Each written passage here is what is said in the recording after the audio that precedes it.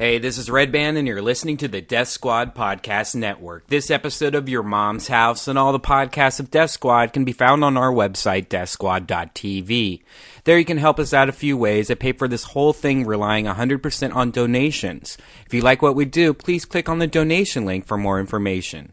Also, you can help us out by clicking on the shop button. The shop button opens up Amazon.com. And anytime you purchase anything off Amazon using that link, we get a few pennies every time you spend $1. So if you guys all do it, it adds up. Also, don't forget we have a studio wish list. These are items we need for the studio. Any item bought off of this wish list, we will talk about whatever you want us to talk about in a future Death Squad podcast. So if you have a small band or a website you want to promote, buy an item off the studio wish list, and then we'll talk about your shit on a podcast. Also, right now, we're having a special deal that anything you buy off the podcast, the studio wish list right now, will also put you up on deathsquad.tv. So like if you have a music video you want to play, or if you just want some links, we'll put you as a post on deathsquad.tv. Don't forget to subscribe to us on iTunes. Just hit the subscribe button, and that will open up iTunes. Please rate and review our show also. And now, here's a new episode of Your Mom's House. I want to play that I'm getting the fuck out of here. I mean, if you're not going to recover Greg Graham, if you're just going to let him drive by you, if the rest of you are going to let him catch the ball outside the 3-second lane and drive all the way in here without one guy challenging him, then I'm leaving, and you fucking guys will run till you can't even suffer. Now, I'm tired of this shit. I'm sick and fucking tired of an 8-10 record. I'm fucking tired of losing to Purdue. I'm not here to fuck around this week. Now, you may be, but I'm not. Now, I'm going to fucking guarantee you that if we don't play up there Monday night, you aren't going to believe the next 4 fucking days. Now, I am not here to get my ass beat on Monday. Now, you better fucking understand that right now. This is absolute fucking bullshit. Now, I'll fucking run your ass right into the ground. I mean, I'll fucking run you. You'll think last night was a fucking picnic. I had to sit around for a fucking year with an 8-10 record in this fucking league. And I mean, you will not put me in that fucking position again. Or you will goddamn pay for it like you can't fucking believe. Now, you better get your head out of your ass. This shit is big time! Who is Randy? Don't bring anyone mother into this. Yo, mom in the fucking stand! Welcome to Your Mom's House with Tom Segura. And Christina Pajitsky. welcome to Your Mom's House. Oh, man. Welcome indeed to Your Mom's House. Thanks for joining us live if you're watching live on ustream.tv/Redban. And for those of you that will be downloading the next few days and weeks, welcome to you too. You unloyal fuck for not tuning in live. Christina Pajitsky is not joining us today. I know, it's a bummer. But there's a wonderful substitute mommy in here. Yay. The great, the mighty, and powerful Ryan Sickler has joined us. Hey, Ryan. Hi, Tom. Thanks for coming in, man. And thanks for having me. I'm really fired up to be here. Back, my second appearance on Your Hell Mom's yeah, House. man. Hell yeah. They're the only number 2. Really? Yeah. Now I really feel special. Yeah. I'm always fired up to be at Your Mom's House. It's always good to be here at Your Mom's House. And, of course, Best place to be. Redban. Hi, Mommy. Hi. Hi, Redban. Thank you for having me back as well. Thank you for coming. If you're wondering who opened our show, that was the always magnanimous Bob Knight. Yes, it was. Who's sick of losing to fucking Purdue. That's my In this favorite league. part. Yeah, of that whole clip is that fucking Purdue is not acceptable to lose to. Everyone else but Purdue. Fucking Purdue. It's almost like the name of the university upsets him. You know what I mean? Like he's not accepting that at all.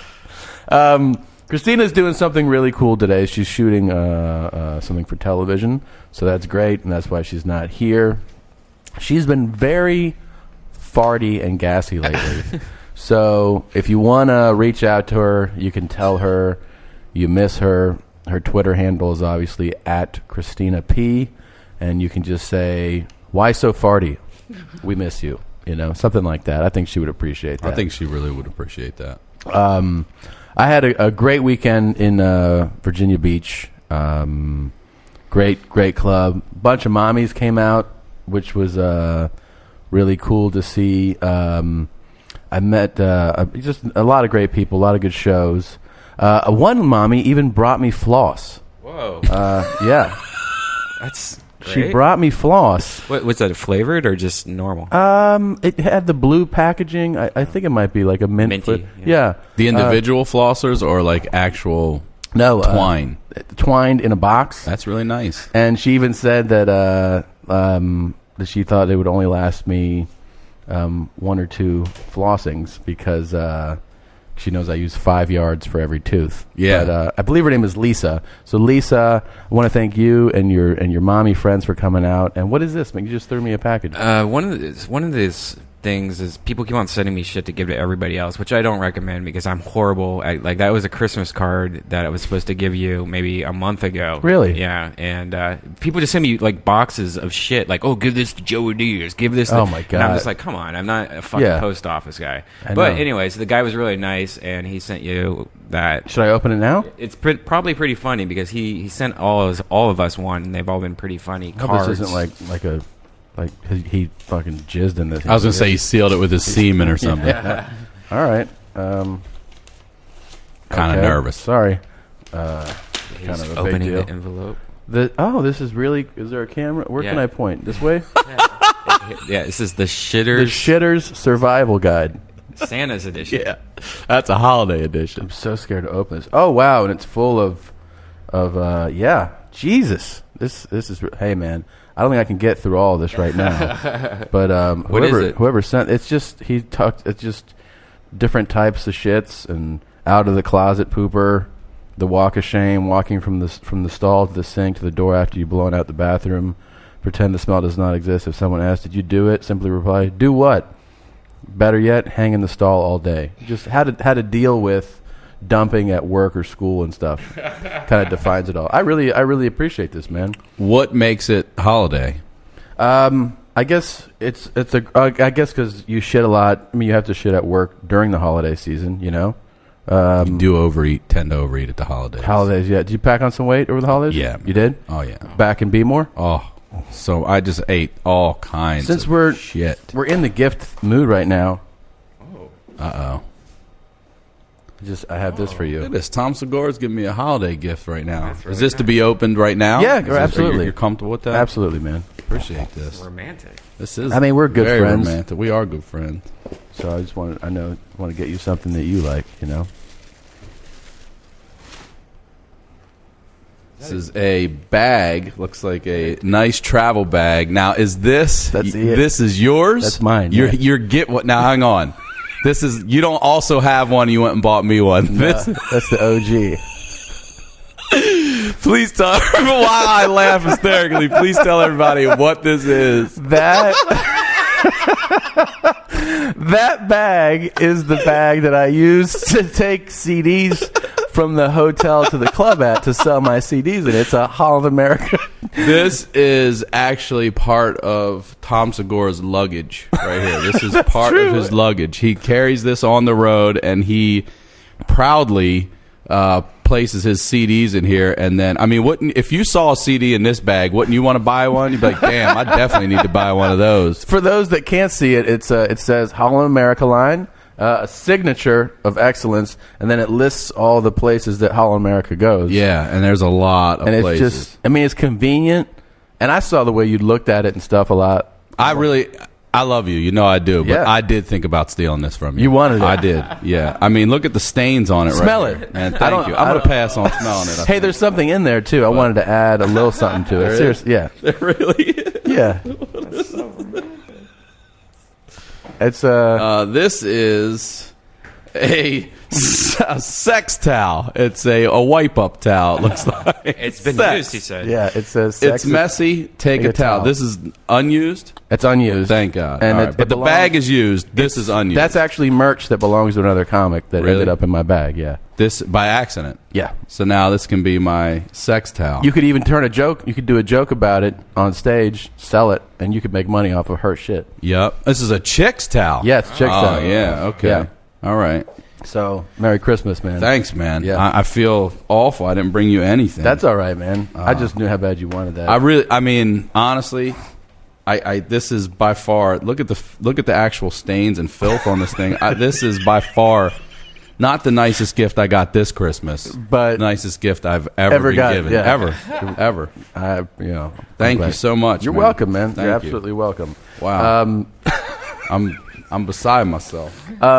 And I wanted to tell you something that about when I went to Virginia Beach. Virginia Beach is one of those places that if you're coming from the West Coast, particularly like LA, and you're going to Virginia Beach is of significant size, but it's not a major city, right? It's not like a top 20 city, so you're going to connect.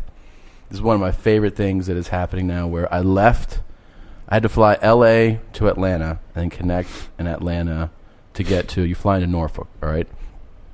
So I left LA in the morning, early as shit. And if you don't know, Atlanta's the busiest airport in the world. Hartsfield-Jackson has the most human traffic than any other airport in the world. And it's also in the world? I didn't know that. Yeah, it's the busiest airport. I didn't know It's also enormous. Okay? I've been, yeah. Yeah, it is a big fucking airport. You can get So like a Cinnabon at 5 a.m. in Atlanta. Dude, you can get anything. Atlanta is, and you and I know, I'm sorry to interrupt your story, but you and I talk about LAX is literally, it's a dump. It's a piece of shit. It is. It's a fucking international dump. Especially, and you know what else also sucks a big bag of shit too? Is JFK. JFK sucks. JFK It's does an suck. ugly, You're right. and especially when you compare, like if you've been to Heathrow in London or De Gaulle in Paris, like you go to international, you're like, holy shit.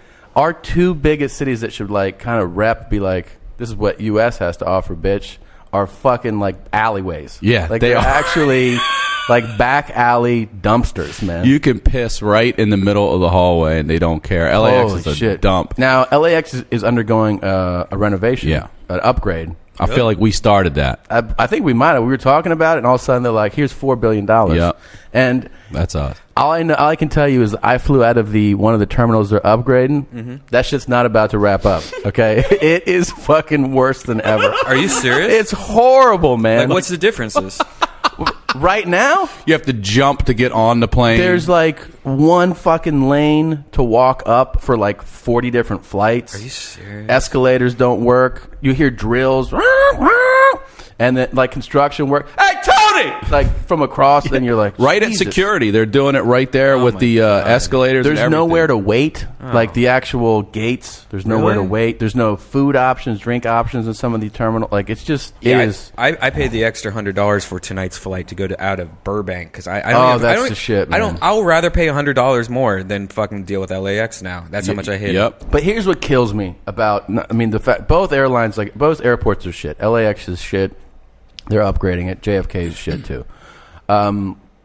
We're leaving LA. We're going to Atlanta. Atlanta, not only is this big major airport, it's also one of the major places to connect. It's a hub. Right. So like they reroute you. Like if you're trying to get somewhere, a lot of times you're routing through Atlanta, right? Mm-hmm. So we leave LA. We have I don't remember the exact times, but let's just say we're leaving LA at 8 a.m. and we're going to arrive in Atlanta at 3 p.m. and then my flight to Norfolk is at 4 o'clock. So I have an hour, which is like, that's basically, you're like, it's comfortable to like arrive in a major airport. You have to go to get on the tram and connect. You're like, all right. So we end up leaving LA at 8:40. So we're 40 minutes late leaving. And they basically just go like, sorry, they're cleaning. And you're like, well, all right, are we going to board? And they're like, yeah, a minute, just relax. And you're like, all right. And then we board the plane. We get on and you're like, hey, so like, what time are we going to arrive now? And they're like, I don't know. They don't, like, I don't know. And you're like, well, can you give us an update or something? And they're like, I don't know, just relax. And you're like, all right. Now, typically what airlines do especially when you're flying to like a hub city where that you know half your passengers, which they know, by the way, on their sheet, they know who's connecting and where you're going. They know that half of this flight is going to have to catch another flight. What they do and what they're supposed to do is make up that time in the air. You know, and you can make up, there's a certain amount of times you can make up, and there's a certain amount of times you can't. You can make up basically anywhere from 15, 45 minutes by flight patterns and speed, and that's what you can do in the air. You know, it's something, if you're 2 hours delayed, you're not going to make up 2 hours in the air. Especially if it's going west to east, I think. Exactly. Because of the air. Yes. So we leave. Guess what time we arrive in Atlanta? We arrive at 8:45. So we actually arrive the exact amount of time we were delayed late. That's how late we arrived. And when we arrived, they go, we know that many of you have connections here, and we apologize for the delay. We hope you make your connections. That's the announcement they make. Hope. Yeah, like, so you made zero effort to connect, to help us make the connection. So now I'm looking at, I have a flight in 15 minutes. So I'm like, all right, boarding's probably already done. Yeah, of course. And not only that, you may make it. Your bag is not getting on that fucking I only flight. travel carry-on now. I don't check bags There it anymore. is. So I grab it. I have something like this on, like a sweater, like a zip-up. Then I have a good coat. sweaters. A good sweater. Yeah. Then I have a coat. I'm saying you look nice in sweaters. Thank you very I like much, man. sweaters. I like sweaters a lot. Mm-hmm. Then I have a coat because I know Virginia Beach is going to be cold, like a big coat. I have a backpack, and I have my carry-on, right? And so I'm like, what terminal are we at? And they're like, you're at E16. And I'm like, where does the flight to Norfolk? And they don't know, by the way, on the plane. I'm like, can you announce like where the connections are? And they're like, we can't do that. Can't do that. And I was like, Relax. We just, we made up no time in the air, so just relax.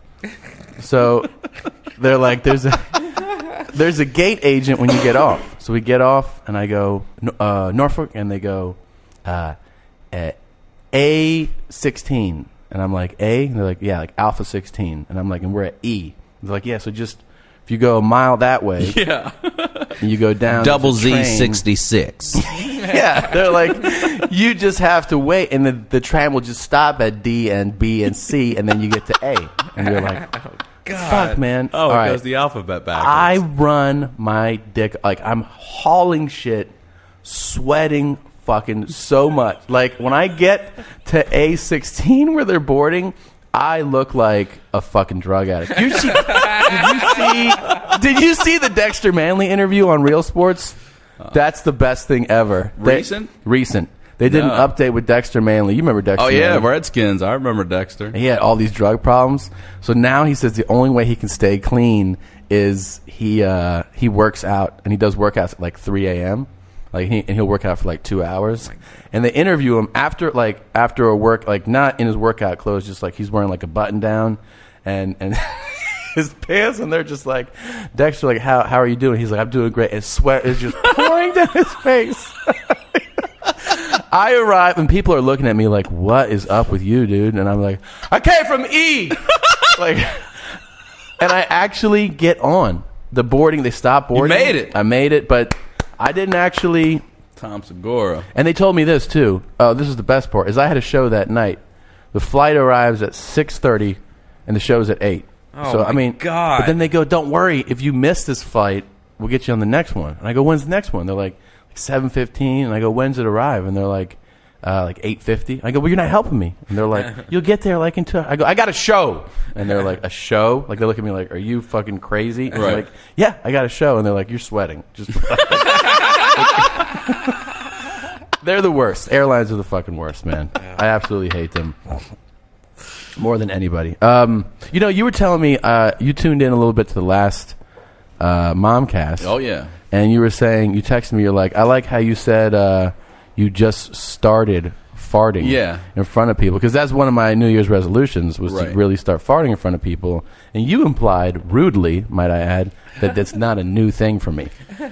Well, it's you went into how, like, you're just going to, drop bombs and claim it. Yeah. That's your new thing for Just 2012. be like, so what? And I happen to know that you have, I feel like you've been doing that for a while. Maybe you haven't claimed them quite as much. But one particular example. For those, by the way, for those of you not aware, Ryan Sickler is not only a comedian, but he's also the co-creator, co-writer, and co-star of a project that we did called Cutman. Yes. And we were getting our DVDs made. And my friend Vanessa, she and her mom worked at a place where they did DVD and CD duplication. This actual DVD right here. Thank you, Vanessa. And she brought us in to meet with everyone and show us the process of how they're made, the whole nine. We're meeting with at this point, we're meeting with the vice president of the company. Right, so we're with like the higher ups. We're with the number two of the entire company. For this DVD right here.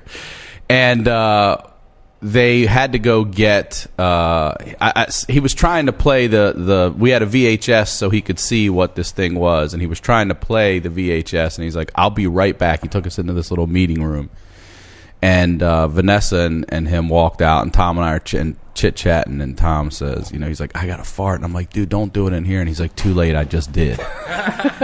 And it's one of those farts that not audible at all. It's completely silent, but I still remember the smell. It was so awful. It smelled like poison, and it hung out. It didn't just hang out. Like, you could taste it in your mouth. It was disgusting. It was definitely in the air. Yeah. Definitely thick in the air. Like, I felt moisture on my skin. And Vanessa walks back in. She's like, oh my God. Right? I mean, instantly. And I'm like, nope, that's this fucking animal right here. So now at this point, I said, the dude said he was going to be right back, and Tom just has this look of somewhat panic on his face, like, oh no. And the guy walked back in, and not only did he walk back in, he absolutely smelled it. Remained complete. He did stop one time. He stopped. Yeah. He remained completely professional and kneeled down right in the fart zone. Yeah, right in the heart of the fart zone. Yeah. And to put this VHS in so he could watch it. Then, after that, do you remember the next part? And we went and met the president. The president, yeah. Yeah, after that, the vice president still wants our business, still takes us over. We meet the president, and Tom shakes his hand and literally does that belch in your mouth, that when your cheeks blow up, and blows it in the guy's face. In his face. Am I lying? No. In his face. And I was like, you just shit in one guy's mouth and farted in another guy's mouth. Like, I mean, belched in another guy's mouth. Like, what the fuck is wrong with you? Do you want this? Do you want to get this made or not? I did. I stuck my hand out. I shook his hand. And I went, Tom. Like that. Blew it right in his mouth. Shit and belched. He did a little. Two guys' mouths. Yeah, of course he did. Yeah, he was like, ooh. Why'd you burn? And that he went. The best part is that he went to the other guy. He goes, that one son of a bitch just burped in my face. And he goes, oh, he took his shit when I was shit in my mouth. All right? He shit in my mouth. And we still got the DVDs made. So, again, thank you for that. We do. And actually, this is actually a great segue. So this DVD, it is one of the most fun things that I have ever been a part of. Yeah. It's called Cut Man. It's a pilot. The only way you can get this pilot right now is by ordering the Super Mommy Pack. You can do it. Some of you have done it. You've gone to my site. You've gone to it. You've clicked on TomSegura.com. You go to the store and you see it there. You get Cut Man, you get my CD, you get Christina's CD, and you get a poster. I'm going to have Ryan autograph these as well. And you can get the whole pack. For some of you who ordered it, I really want to thank those of you who have ordered it. If you haven't ordered it, I'm hoping this might encourage you to. I'm going to fuck your mom. Listen up, little mommies. The Super Mommy Pack is here. Is it such a shock that your mother wants to fuck? The Super Mommy Pack, what all the mommies are talking about. Go to TomSegura.com, click on store, and get your mommy on. My body is the rock and roll temple, and my flesh, blood, and body fluids are a communion to the people. The Super Mommy Pack includes Tom's album, Thrilled. Crying motherfucker. Christina's album, It's Hard Being a Person. Fuck off. The pilot DVD of Cut Man. You can charge that to the game. And an 11x17 glamour shots poster of Christina. Go to TomSegura.com and click on store and do what a mommy would do. Run his ass over. You be nice to him. I'll fuck you up. Oh, man. That's awesome. Man, I want two right now. Don't you want them? Wait, how much is it? It's $25. Oh, that's cool. Yeah, I might get a mommy pack. Yeah, and Tom will fart and belch into every Cutman DVD case for you. You get a lot of value, man. You get 2 hours of stand-up CDs. You get the pilot episode of Cutman, and you get a poster. We valued it. It's a $68 value, and you get it for $25. I mean, it's a good deal. That's like free. Basically free, man. Now, do you guys actually sit there, you and Christina, have to box it all Yeah, we do it up ourselves, and stuff man. like that? Do you guys and somebody actually tweeted me. They got their packet that they ordered this week, and I had I autograph a message on the CD. Oh, cool. And Christina autographs she just signs the CD, but she autographs a message on the poster. And they were like, "Do you write the same thing you autograph it the same way for everybody?" And I was like, "Absolutely not. You get your own personal mommy message on every single order." You know what you should do? You should get those little baby jars of baby food and clean them out, and then have a personalized fart. Oh, and fart in it. In each one. There it is. That is a really good idea. That's a really, really good idea. For those of you, just make a cologne. Yeah, a fart cologne or a burp cologne. I mean, just gassy in general, like a mixture of that. Do you think that would? That's why I don't have any chick followers. I think that might be one of the reasons. It might be at the top of the list. Chicks follow me. To those of you that also don't know, Ryan Sickler, comedian, writer, actor, cutman extraordinaire, also has a podcast called The Crab Feast. Yes. Which he does with our good friend, Matt Fulshron. That's right. The Full and Randy Charge. Bobbitt is also part of our... Randy Bobbitt, so sure. It's a threesome crab That's feast. right. Rando. Mm-hmm. And you, and Earl, does he call in? Is that his name, Earl? What's his name that calls in? Eric Allen Wendell calls in and does some movie reviews for us from time to time. It's fucking fantastic. Beautiful movie reviewer. But Ryan's full of fantastic stories, and one of them that he told me, when I met Ryan, I met him at a comedy club. We were doing shows, and I was like, I want to... At the comedy club! I'm at the comedy club, man! I'm on the phone at the club, man! I told somebody that story this weekend about, when you do stand-up, one of the things you're always trying to do is you always want to get a tape. You know how it is. I'm sure you've been like, I want to get a tape, right? Mm-hmm. And so you deal with a lot of things sometimes when people are like, you may tape your set, and you're like, nah, I'm good. And then you go out there, you're like, that's the best set I've ever had in my life. Yeah. And then you're like, did you take me? And they're like, nah, stop when you went on stage. Ran out. Yeah. Fuck. Or you're like, you organize specifically for someone to tape your set, and they're like, man, that shit sucked, man. It's the worst set you could. It never fucking pans out. So Ryan goes one night to the Melrose Improv, which is a great club, and it's actually a great venue. And they have a perfect space for tripod, set up your camera.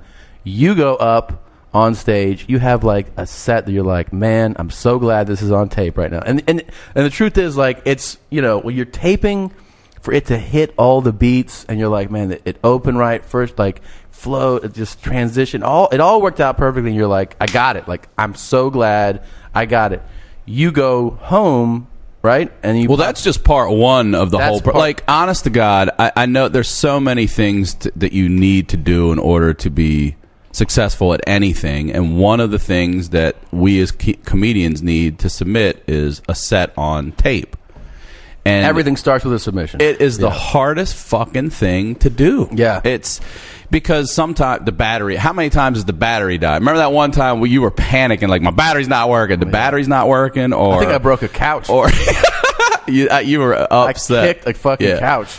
Or the guy taping you, for some reason it didn't tape, or it ran out in the middle. No audio, but you look good, man. Yeah. It's just non-stop.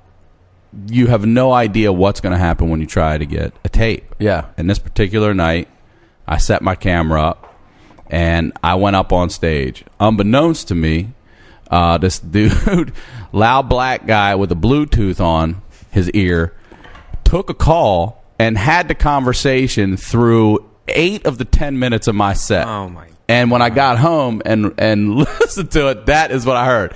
How? Yeah, I'm at the comedy club, man. the comedy club. And I was like, holy shit. And I was like, I was so fucking pissed. The electricity went out in the middle of it and came back on. And as a comic, you should address that. But I had to get this damn set. Remember when the fire alarm went off? Yeah. On my set in Baltimore? In Baltimore, yeah. For the whole Saturday Late Show. Yeah. It's just going off. And Tom just plowed through it. He was just like, fuck this. I'm going to do this. And just stayed. And some people got up and left because it was deafening. I mean, it was terrifying. deafening, and he just kept staying on the mic and just like, I'm just going to keep doing this. I kept talking, yeah. You guys want a pro tip for that? Anytime you're going to record your set, one good tip is that every single Have a comedy guy club with has a Bluetooth sitting next to his every comedy club has like a mixing board kind of like this, what I use here, and they all have headphone jacks. All you need to do is get a cable and like a $70 MP3 recorder and go, hey man, can I plug into your headphone jack? And they're like, okay. And then you just plug it in and then you hit record on that, so it records the audio perfect soundboard quality, so you don't have to worry about that. So if the camera fucks up and there's something to do with your Bluetooth on, later in post edit you can just take the audio and put the two together. You know, yeah, that's actually great advice. What about, so you won't get any, but will you get the audience? Will you hear laughter? Yeah, most comedy clubs actually have it set up for recording like that, so they usually have a mix of the audience and it. And if not, you could always take the audio from the camcorder if it's not too bad, and you can mix in like just the laugh part. I mean, there's ways around it. You know who probably definitely has that set up? The Comedy Factory in Baltimore. Yeah, definitely. They were definitely on point. Yeah, because they just got chicken fingers in. I think. By the way, one of the things they do need to get. Actually, I'm a big fan of it. You should try to get a door between the kitchen and the showroom. That would be a huge help. Jessica, you going to the park on Wednesday? And you're like, I'm on stage right now. When you're up there, it sounds like a brawl in the back corner because you don't know what it is, and they're just taking orders. It's so. But my favorite thing is that of everywhere that guy could have sat with his Bluetooth for your set, he's like, I'm sitting next to this camera right here, right next to it, and then not just have the balls to take a call. Like I've seen people on shows like, hello, yeah, and then you can start talking loud, but he's like, huh, yeah, like I can't hear. People laughing right now. I'm in a show. God damn. And I still submitted that set anyway. I submitted it. Somebody tell you like that guy. The booker emailed me back and said, whoever the loud black guy is talking next to your camera ruined your entire set. We need another one. I was like, God damn it. God damn it. I wish he was talking about like some real seedy shit too. You know what I mean? Like the body's in a ditch in Griffith Park. They never gonna find us. Shovel behind the tree, man. Bag of cash in my Lincoln. Marker 22. By the way, your podcast, didn't you? I might be confusing it, but didn't you guys just do one with Josh Adam Myers in the hospital? We did, yeah. That's something that to introduce to everybody who isn't aware. And this whole thing has it's actually, I mean, it's a horrible tragedy, but it's also really surprised me how people, particularly comics and the comic community, has reacted. It's amazing. To give like a backstory, because many people might not know this. Two comedians who are, I'm friends with one, not as close as you are, and you're friends with both, were in a horrifying car accident a week ago, and it was Josh Adam Myers driving and Angelo Bowers in the passenger seat. Right. They were hit by a drunk driver who had already killed a taxi driver before that even happened. And as this guy is driving away from that, he plows this vehicle driven by Josh on Vine at 80 miles an hour, which results in Angelo's death and Josh being hospitalized with severe injuries in critical condition. He should have died. He should have died. How do you get hit by a drunk driver at 80 miles an hour? They were both thrown from the vehicle. Mm-hmm. He's got a long road to recovery ahead of him, but he's going to make it. He is going to 100% going to make it. Yeah. And I think he might be getting out today. Yeah. Well, I think that's what I hear. A couple things that really have. I mean, the obvious. We get reminded all the time of it, but like the drink, you can't drink and drive, man. No. Like, there's so many options for you. Like besides, you can call people, you can call friends, you can call cabs. It's way cheaper to spend. I don't know, whatever, a $50 cab ride. A $500 cab ride is cheaper than a DUI and killing someone and going to jail for the rest of your life. At 21, this kid was 21 to 20, and then that kid's life is over. Yeah. done. Did you know that we were supposed to start a podcast with Angelo and Josh No. last week? 2 days after that happened. No. Yeah, it was crazy, and I got to see Josh in the hospital, and he seems like he's doing perfect. Like he was like in good spirits. I mean, it got a little depressing here and there, but and I got to see his underwear, and that was cool. And, but the greatest thing about the whole thing, if you guys know Josh, he's been through ups and downs and everything like that, but he loves his cigarettes. And he's sitting there and there's like a nurse fucking putting some shit in, and then this really nice looking doctor walks in, and he's just like, "Hey, how you doing?" And the whole time Josh is just sitting there with electronic cigarettes, like, "Hey, I'm doing good." And then he ran out, and so I had to go I was like, "Dude, I'm gonna go get you some more electronic cigarettes," you know? So so I'm thinking like, oh, they sell those things everywhere. So I'm like walking around the hospital, like going to every single. You guys got cigarettes? No.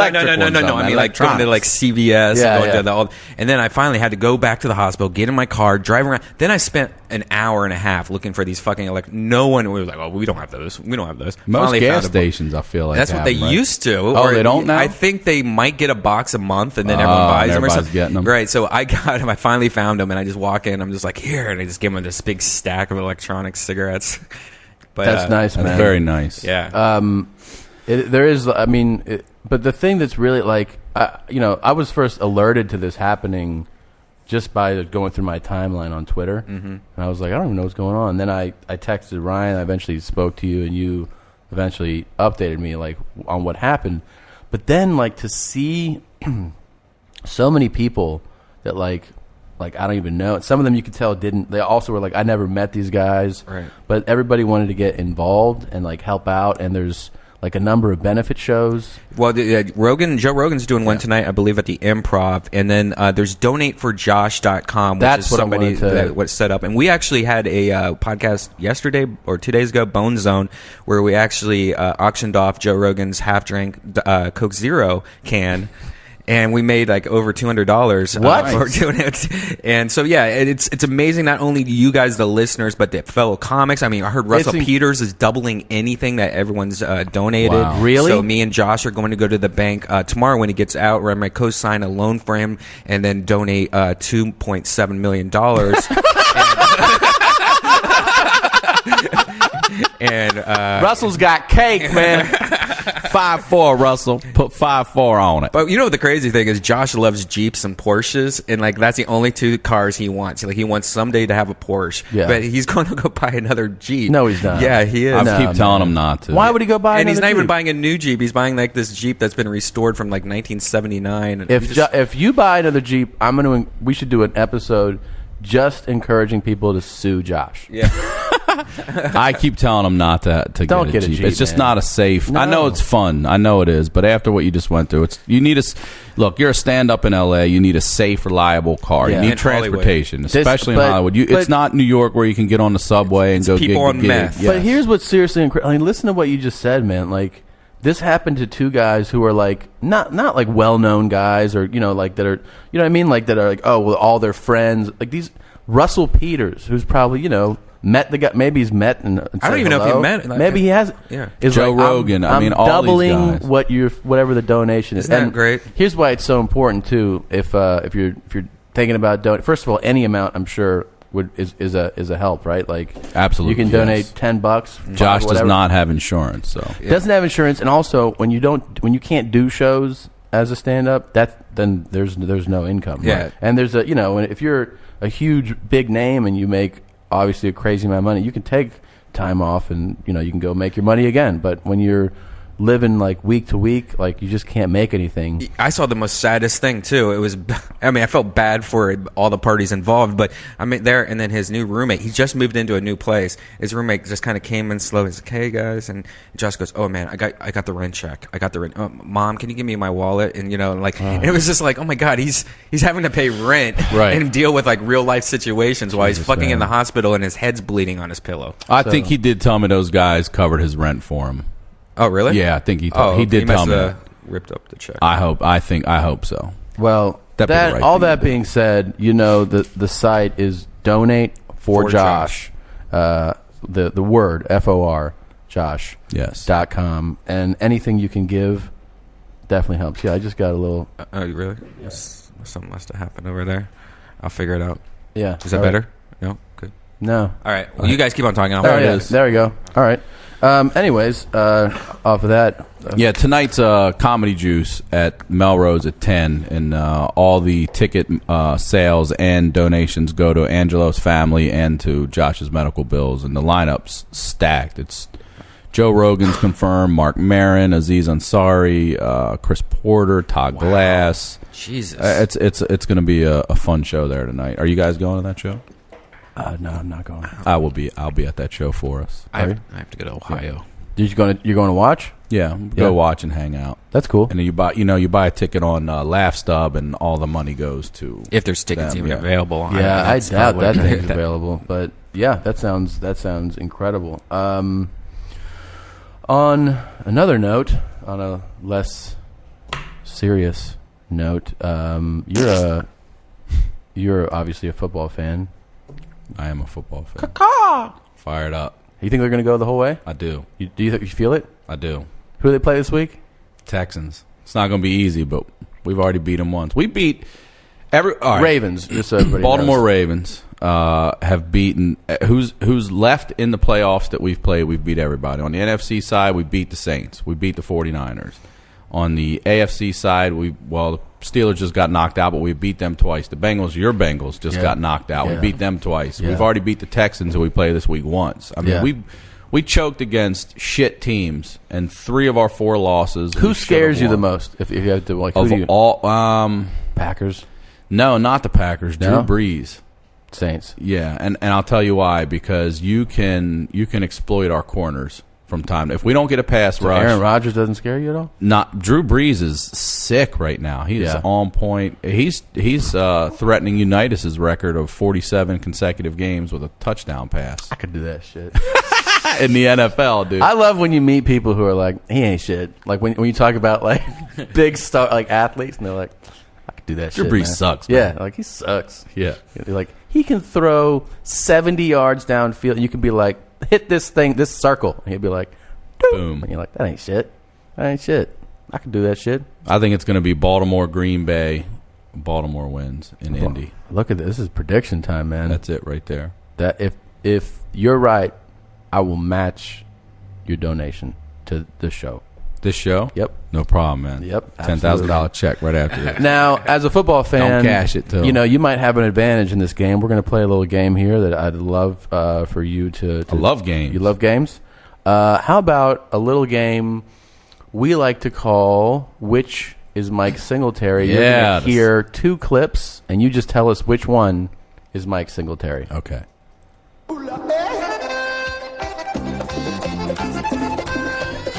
Which is Mike Singletary? We got car! Roll, Frank, ride! Roll, Frank! That was clip 1. That were there, and they made a difference. And the things that I was able to take away Clip from each 2 one of them is absolutely the Samurai, Mike Singletary. That's so your answer is? I'm firm on clip 2. Clip 2? Is Mike Singletary. All right. You were almost 100% correct. They're both Mike Singletary. So Great job, man. That was really good. All right. I kind of felt like one was an on-field possible Singletary, but that could have also been any angry guy yelling out loud there. That's true. But hey, thank you for playing. Thank you for letting me play. Yeah. You have good ears, man. Yeah. Now, one of the things as I was trying to get to... baby! We're going to be I like this kind of party. One of the things I was going to tell earlier is, people should tune in to the Crab Feast. A lot of stories. We've had a lot of good times and stories that you've told me. And one of my favorites that you told me shortly after I met you was about your old roommate. Yes. Who, in turn, I love the way things come full circle. Finally, probably 7 or years after 8 years maybe after you told me the story, this summer we're in Baltimore, we're doing shows at the Comedy Factory, and then you're like, this is after I talked, you didn't even introduce me. We hung out. I forgot. And then afterwards you were like, that's the guy. He actually said, I'm the guy. I'm the guy. Did this. And I was like, and I was like, eyes that's right lit up. Yeah. Now, please tell me what happened. Tell everybody what happened with your. Was this your first roommate in L.A.? Yes. You got to listen to this. Wow. This is the story of the first roommate. Ryan moves to L.A. He's pursuing, like all of us, entertainment, comedy, right, career. You have a roommate from back home. Yeah, I had an apartment in the first place I got on my own was in North Hollywood. Okay. In the hood, and I had my own place, and a friend of mine from college, we'll call him Espo, just in case he doesn't want me giving his full name for this because there might still be some legal problems. But he wanted to move to California, so he came out and he's like, "Can I stay with you?" You have good luck with guys coming out to live with you. Yeah, I really do. I'm the best at it. Any other dudes want to come live with me? Come on. So he comes out, and I'd been in this apartment for about, I don't know, 8 months. I had a few months left, and he was just going to sleep on the floor, and then we were going to get this 2-bedroom that was down the hallway. And quick backstory is, when I lived in Baltimore, or lived in Maryland, I worked at UPS in Baltimore. I worked at the hub there, the UPS hub. Shout out to everybody on Joe Avenue, Primary 1. And there's some great UPS stories, by the way. I ran the shit out of that unload. Yeah. And anyway, so I worked there all through college. I put myself through Towson, and worked at UPS every night doing this. So for years, I was UPS, UPS. And he knew that because I could never go out because you don't call in sick to UPS. You can't do that. Not if you're a supervisor. And I had worked my way up and was a young supervisor at the time. You got to be catastrophically. Yeah. Wow. Okay. Yes.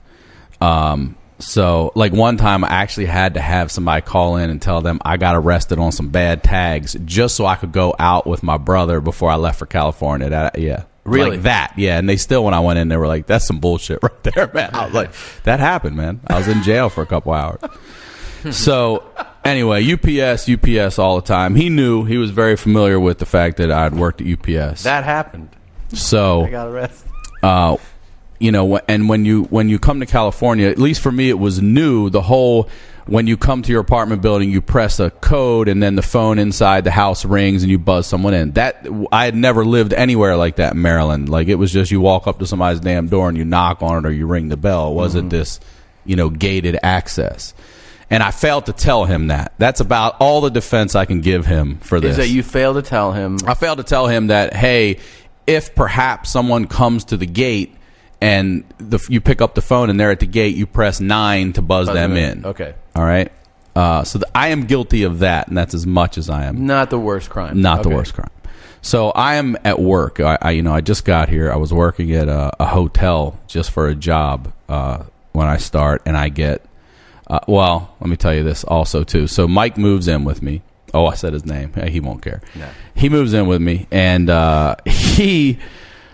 sleeping on a mattress on the floor at the time, and he has a lot of guns. He's one of these guys that loves his guns. He just likes guns. I got my guns, and that's all I got. That's what I got. And he's got a 9mm.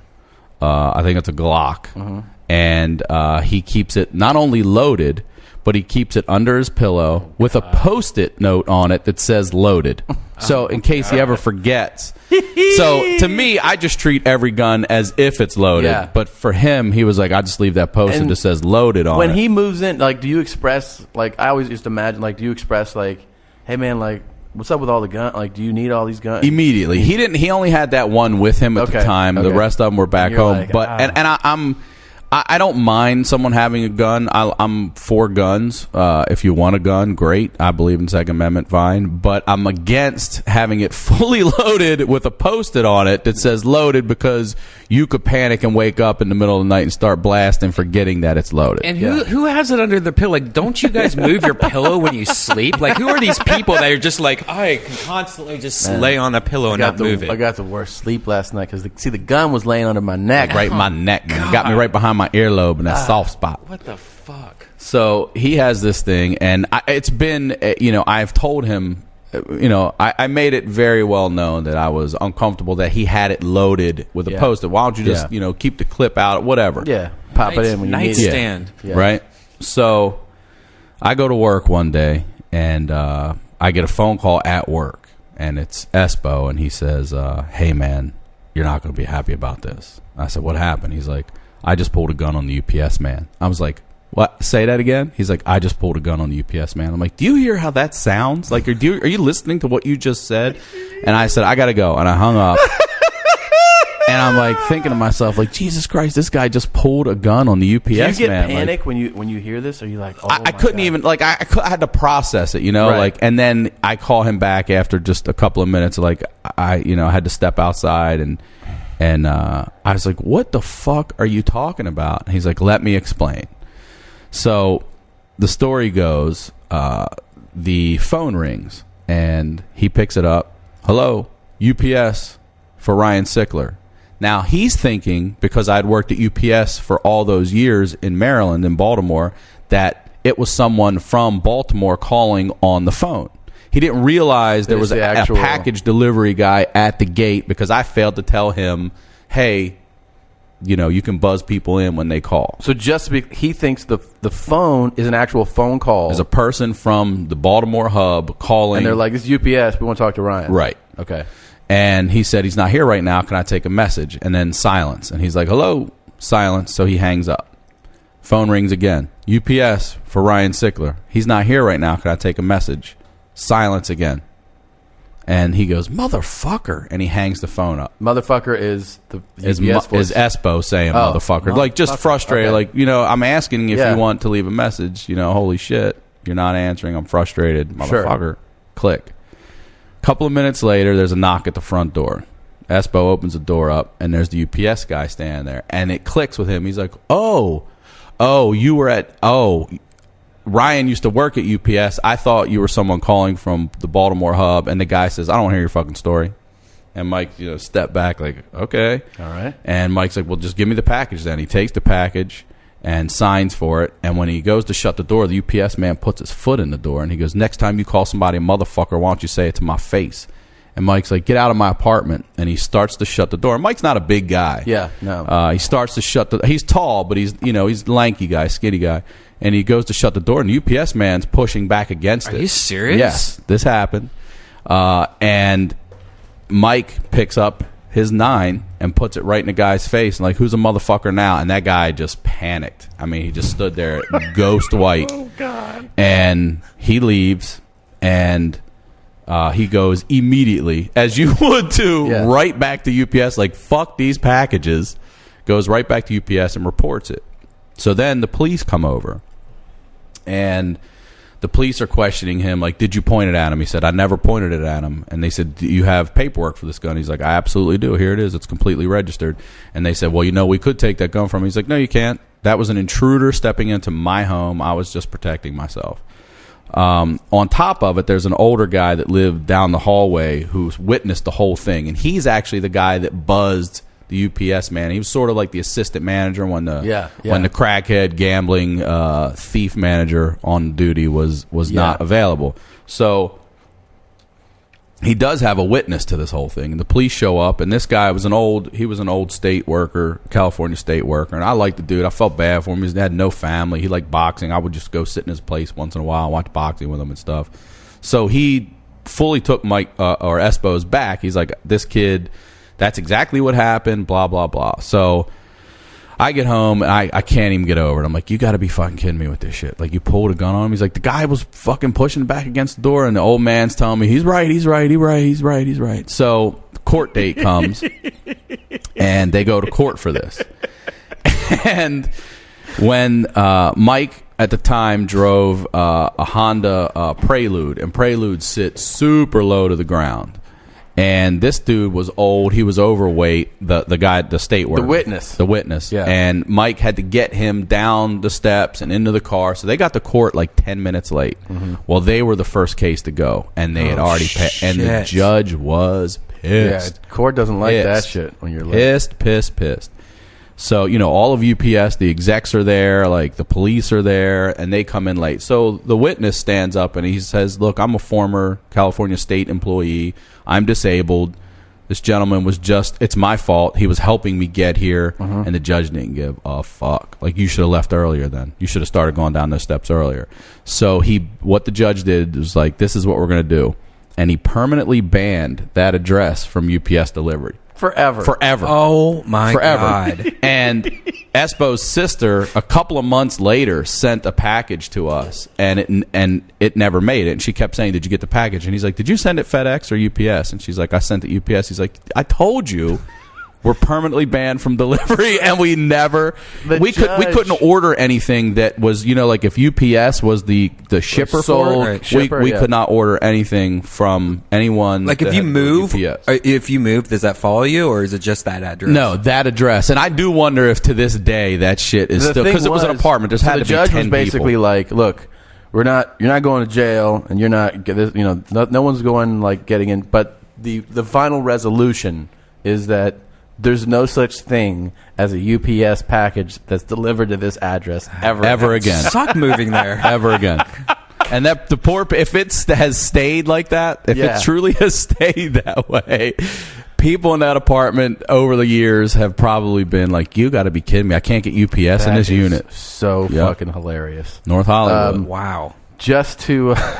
That's crazy that the UPS driver even did that, though. Like seriously, I think if a UPS driver did that, also I would fucking go batshit crazy. Get your and I told him that. I was like, look, I was uncomfortable about the gun and everything, and there's a great reason why. Like, why did you have to go to the gun right away? Like that was, you were just waiting for somebody to start some shit. You know what I mean? Like I got this shit loaded, and could you imagine having a gun?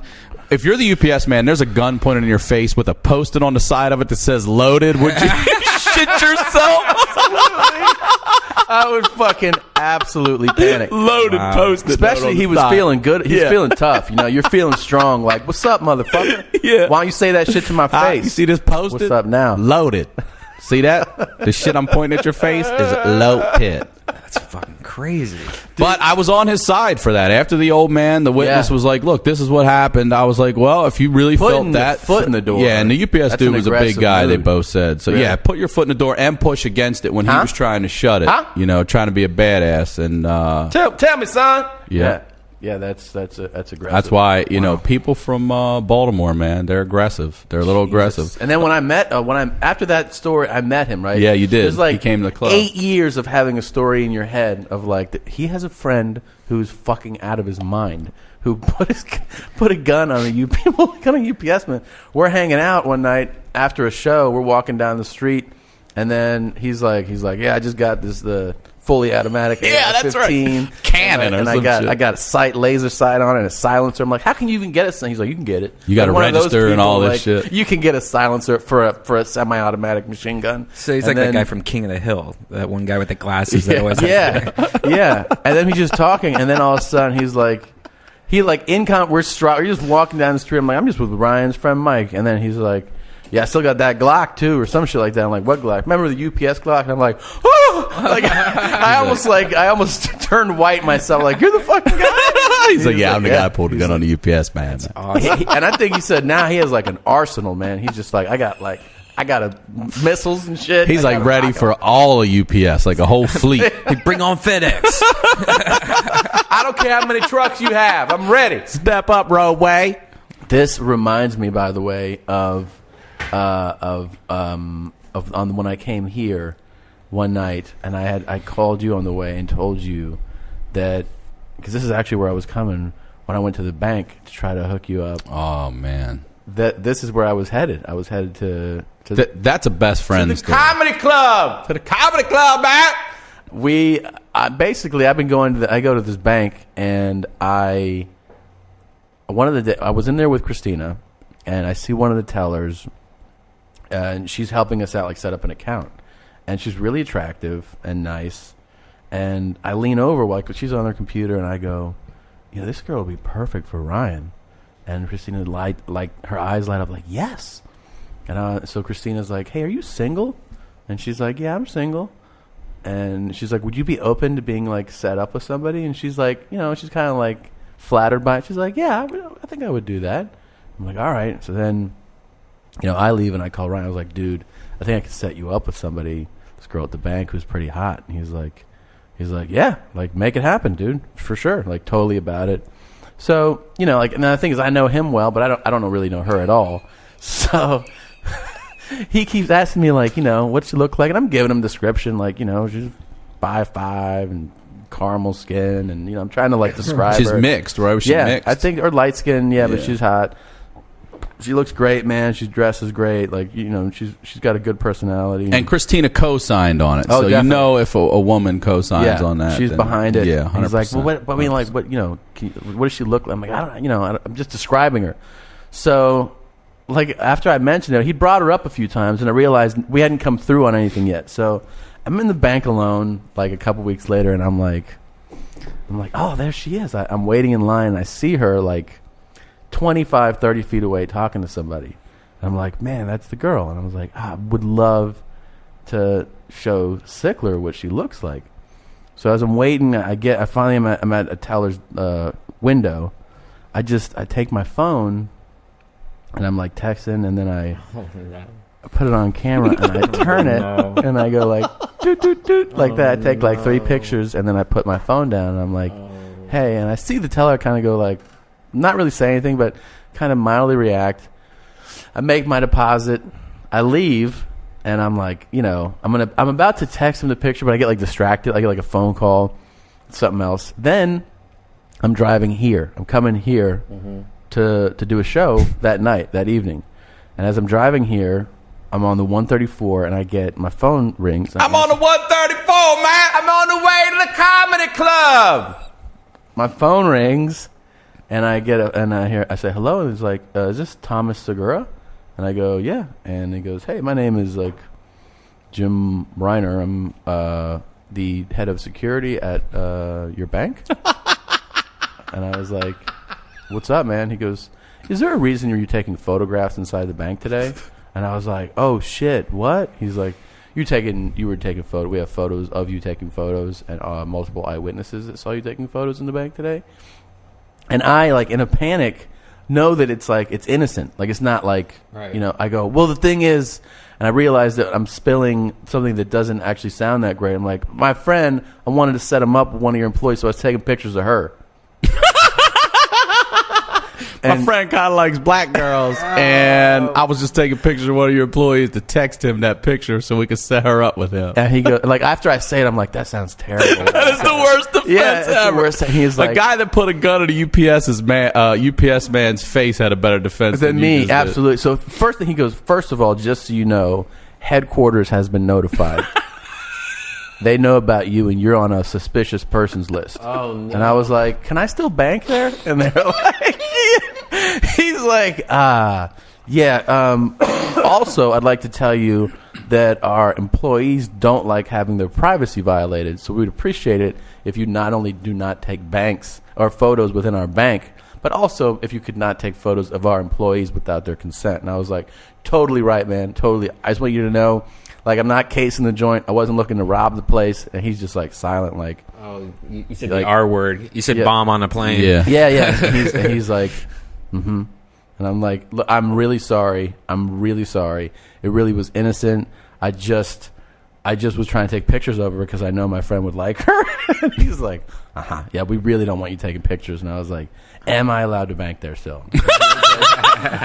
He's like, And I was like, I got to say, I really am impressed at your guys' thoroughness. Oh, why would you digging deeper? Yeah, he was just like, thank you, we appreciate that. And then he goes, also, I'd like to tell you, I have to ask you to erase those photos. And I was like, sure, man. And I even thought about, like, how could this guy know what I do with this picture? Know. Of course. But in the moment of panic, I actually had the thought that I would text Ryan, and then he would call, why'd you text that to Ryan right now? And so I immediately erased the pictures. And then I had the uncomfortable thing of, like, every time I go back into that bank, like, I'll see her and I'll be like, she doesn't necessarily have to know, because when I took the pictures, they don't know who I was taking a picture. And I didn't specify her name. Right. But I have just had the whole, like, walk by, like, hi, and she's like, oh, no. What's up, creep? You know? There's a couple of things about the story that I can't believe. There's one part you left out. First thing that I truly, and I've told you this, I still can't believe, is that you actually go into a bank to do banking. Yeah, what the fuck? Like, I can't believe. I can't tell you the last time I went in a bank to do any sort of banking. And the other part you left out is that, and those of you who listen, you may know, Brian, but Tommy is a very gentle soul and felt terrible about what he did. then went into the bank, you told me, and spoke like right. his guilt was good, and then dug a deeper hole by talking. I forgot about that. This is like George Costanza. Pulled a manager aside to state his case to her, too. I did, dude. I did. I forgot. I totally forgot. I went in. What was she like? What was she doing? The employee was like, what? Like, she was like, what? And I go, I took a photo in here of, that's, the hot one. The hot one. Yeah, not you. Super hot one. The other hot one. And, and then she, you could tell that she wasn't really keyed in to, like, what had happened. And she kind of looked at me like when somebody walks up and there's no oranges left at the market. Where, I don't know, there's newspapers. And you're like, all right, man, but there's a bus over there. And by the way, now you're no longer allowed to bank here. Yeah. Am I still allowed to bank here? I explained my case. I was like, I didn't mean to do that to her. Jeez. And they were like, okay, well, we appreciate you letting us know. She totally didn't know. She was just like using her managerial training to deal with me and be like, the door's over there if you want to.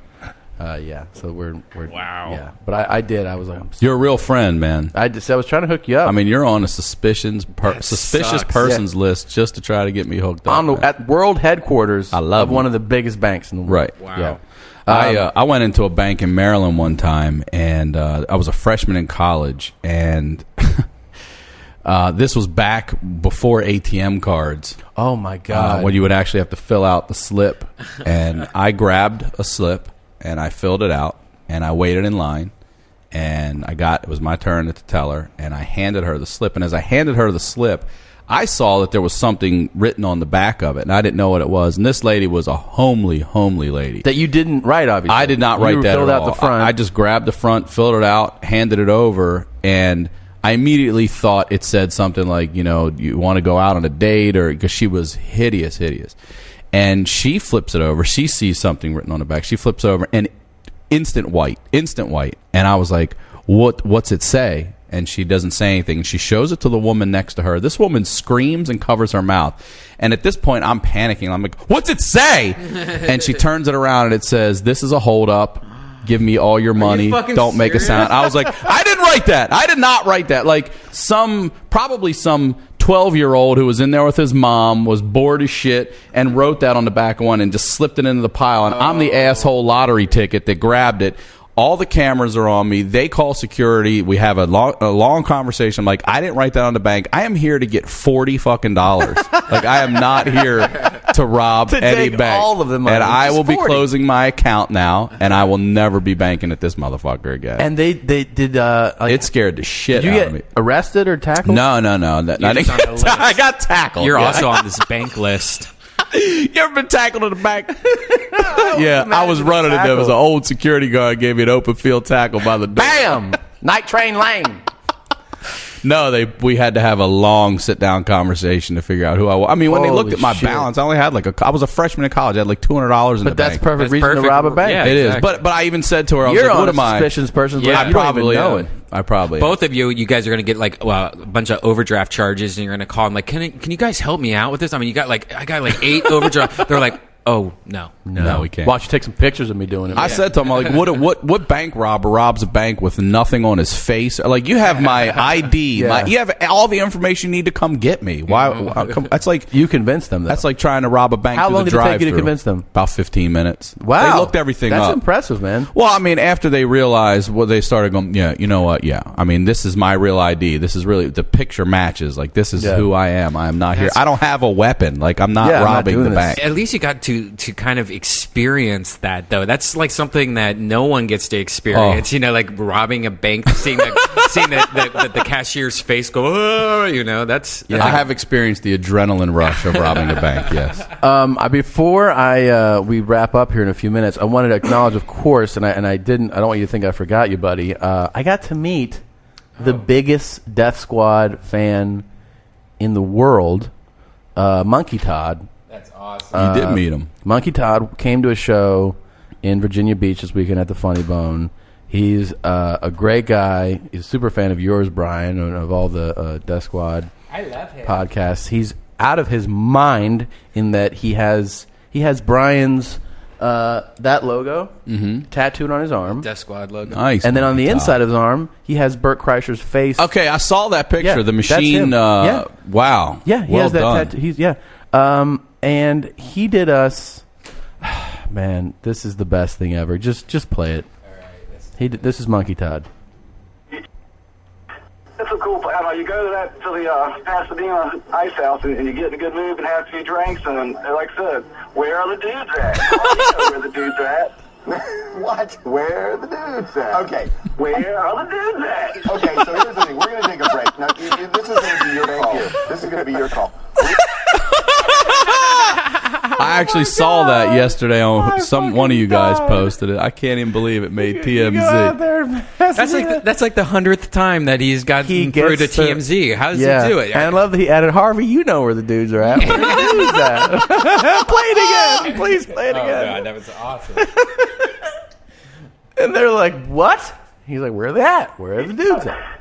It's a cool place. You go to the Pasadena Ice House and you get in a good mood and have a few drinks and like I said, where are the dudes at? Oh, you know where the dudes are at. What? Where are the dudes at? Okay. Where are the dudes at? Okay, so here's the thing. We're going to take a break. They're like, what the fuck are you talking about? That's oh, man. Thank you, Thank dude. you again, Todd.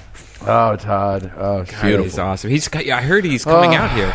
Did he say anything about coming out here? Yes. Whoops. He is coming out here. And I also, by the way, when I was in Virginia Beach, I did a podcast. I did Clutter Cleaner is his handle on Twitter. Matt Paxton. He's the guy on Hoarders. Oh, cool. He has a podcast called 5 Decisions Away. I did his podcast. Great guy. I think it comes out. It might have come out today or tomorrow. But Matt Paxton, and I'm going to try to get him in here to do ours. Such a fun guy. He's the host of Hoarders, or no? He's they have different people, and there's therapists like psychiatrists. Right. There's professional organizers, and then there's like the actual professional, like, how are we going to remove this bucket of shit?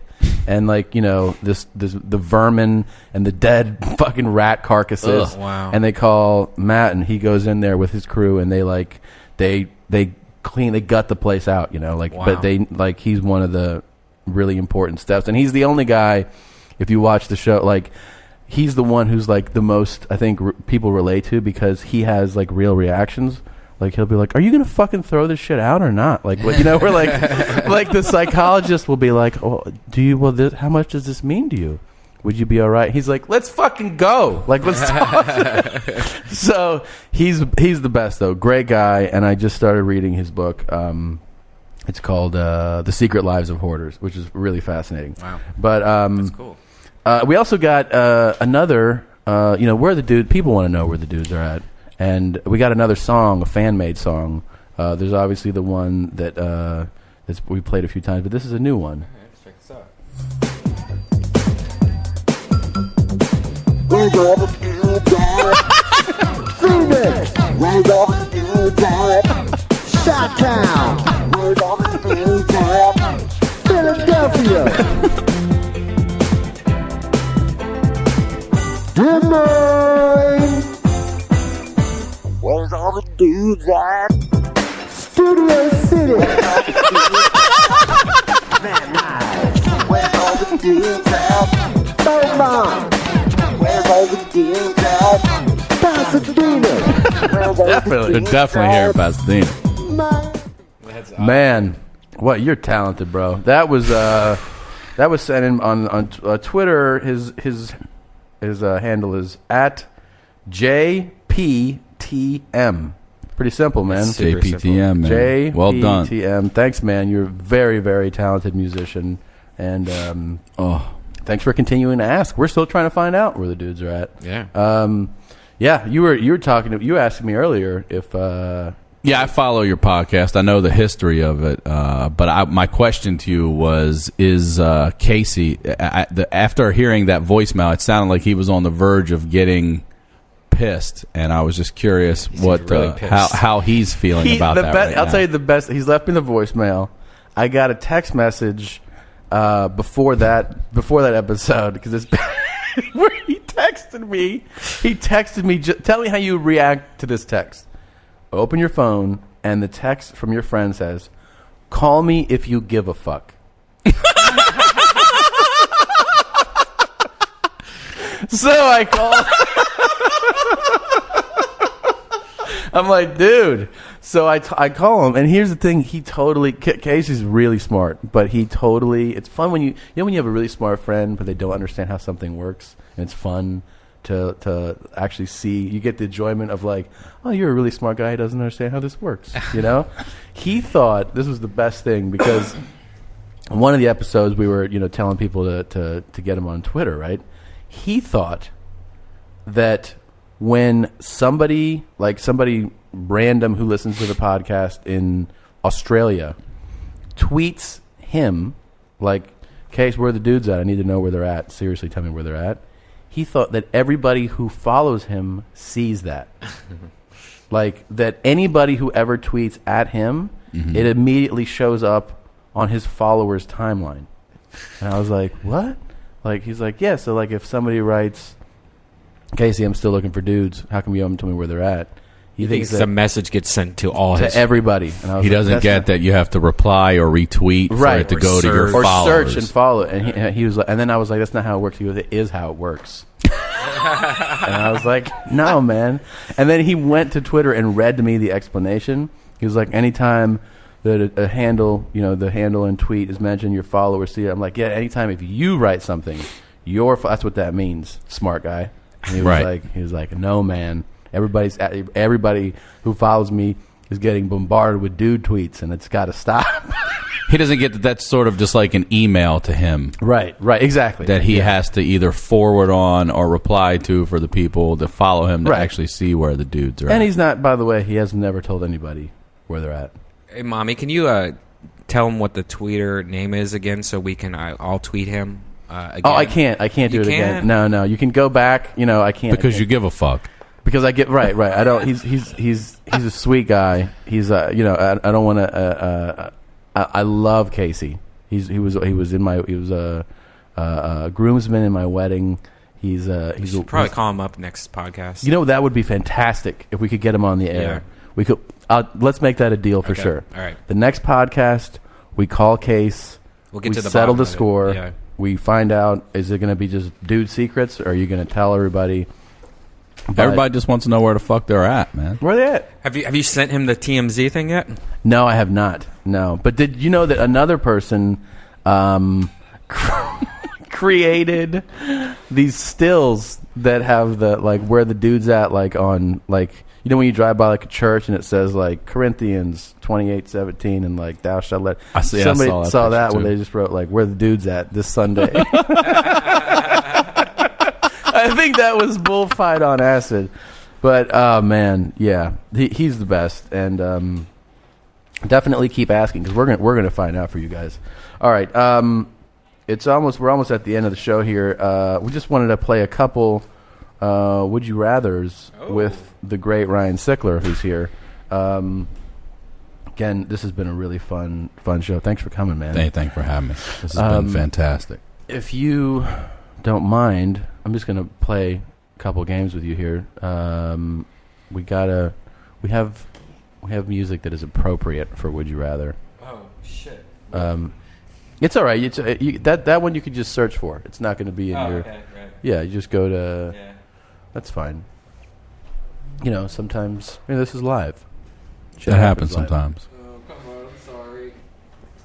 That's all right. So we can just sit here and talk about where the fuck the dudes are at, man. Where do you think, if you had to guess? If I had to guess, I would guess there would be 4 places I would guess. West Hollywood, Palm Springs, San Francisco, and the Castro specifically, and Key West. There would be my top 4 where the dudes are at. Oh, shit.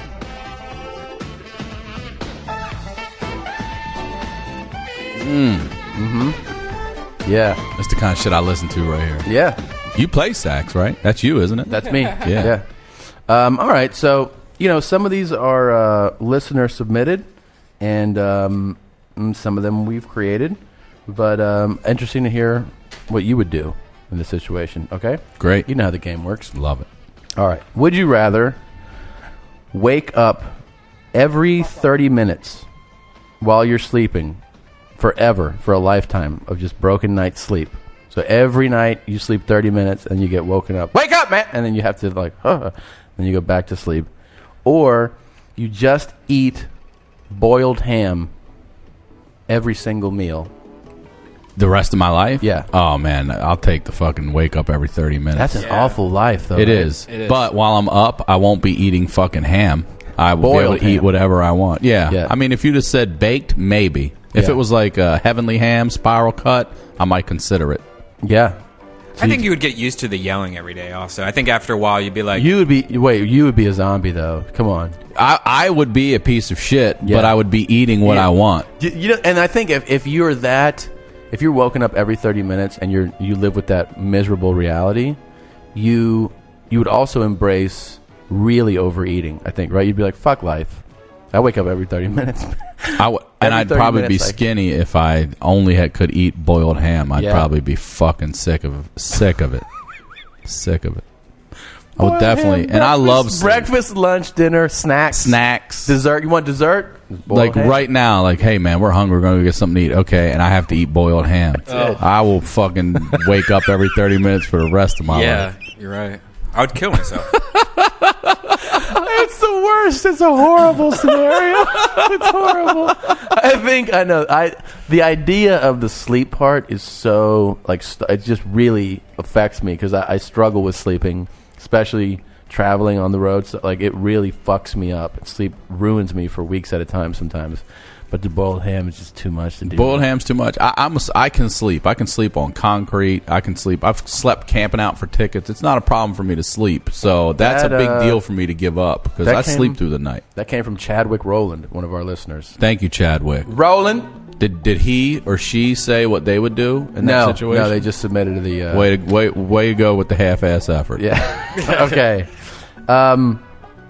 Okay. This one... Some good music for this one. I'm excited for this question. This is a good one, man. Okay.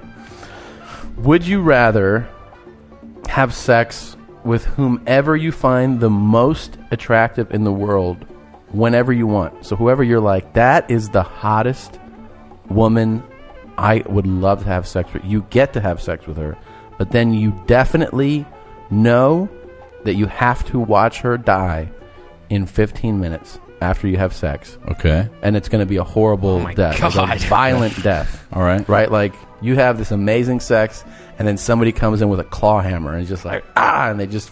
Wow. They just murder her in front of you. I have a problem with that question because that sounds like it's a one and done, but the question actually is I can have sex with her whenever I want. No.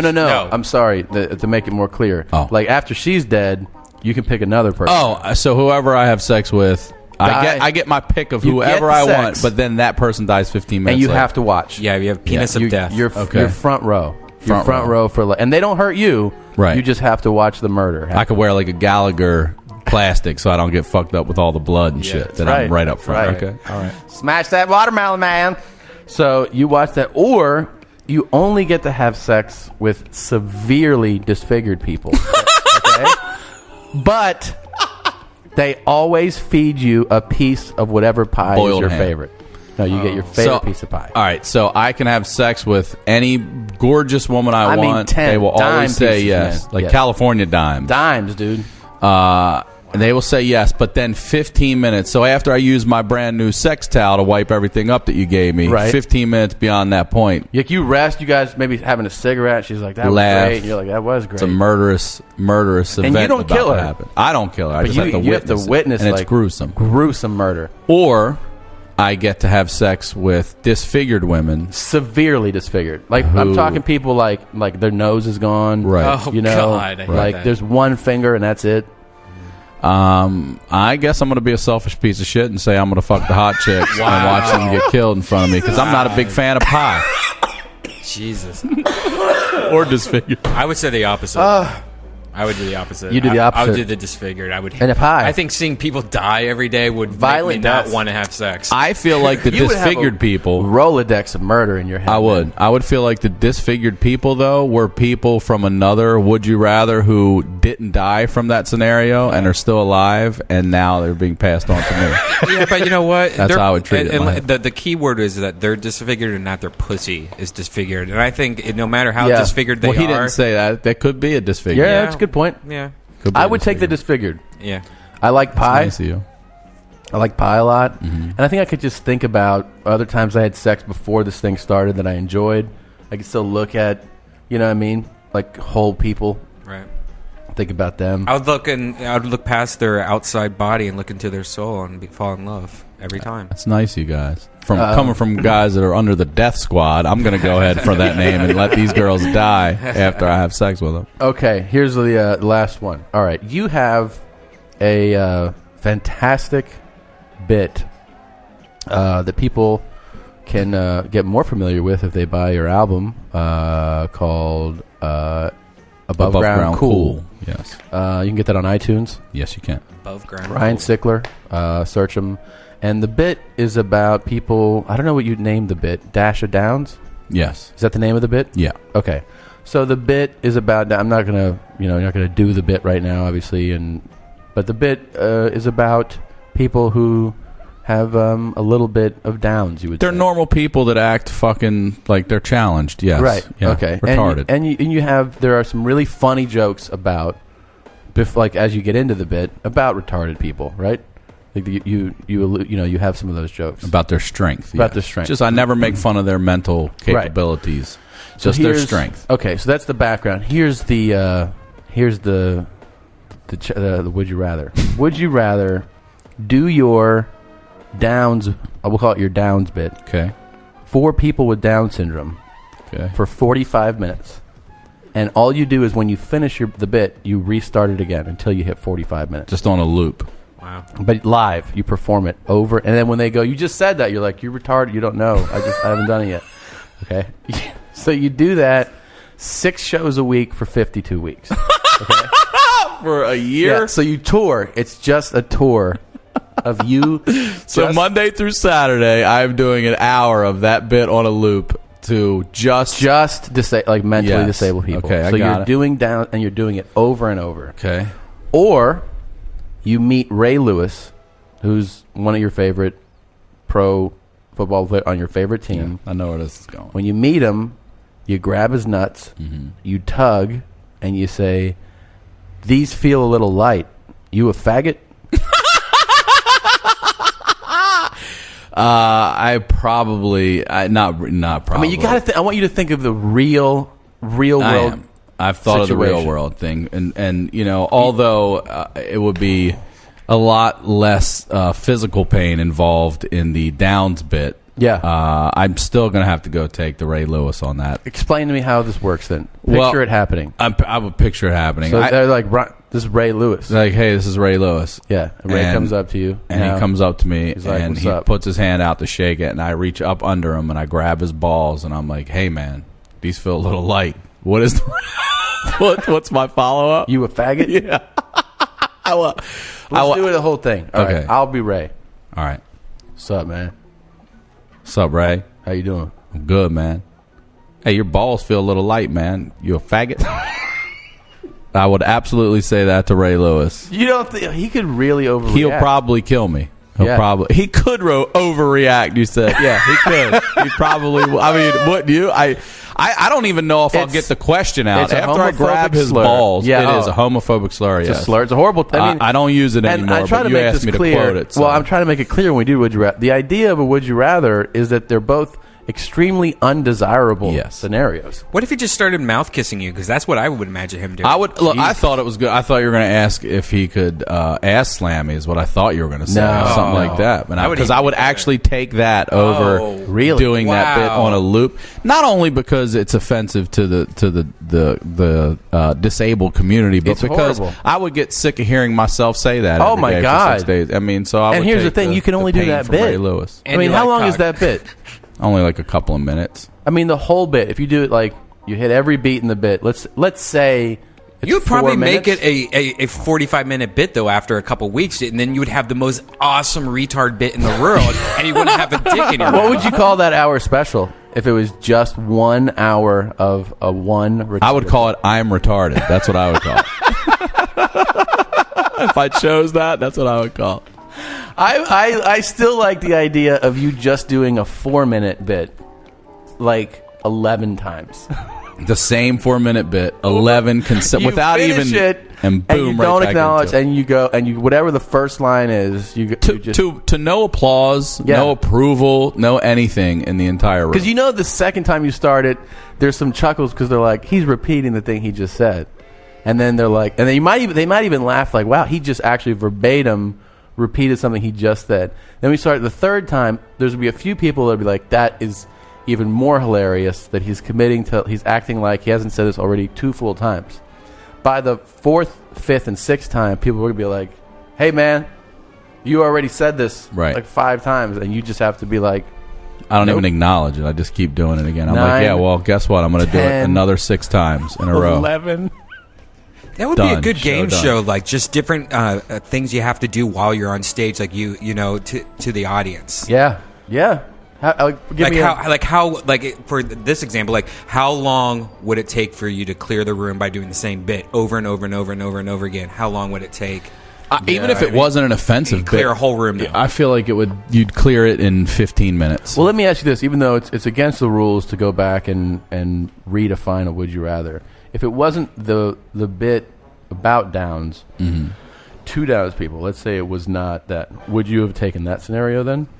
If it was any bit to regular people, No. It's still a Downs to just a it's regular mentally audience. disabled audience. It's mentally disabled audience, but any bit. Yeah, so it's whatever bit you want. But it's I would still take the Ray just Lewis. wants to touch because you balls. just can't tolerate it. No. That's what people don't like. I get sick of myself. Everybody, every Yeah. comic, people like you. That's how you retire jokes. Other It's like than you get tired I of haven't saying done them. that joke in forever. I got a little slack for it too, but it's been You got so slack long. for dropping it? Yeah, Yeah.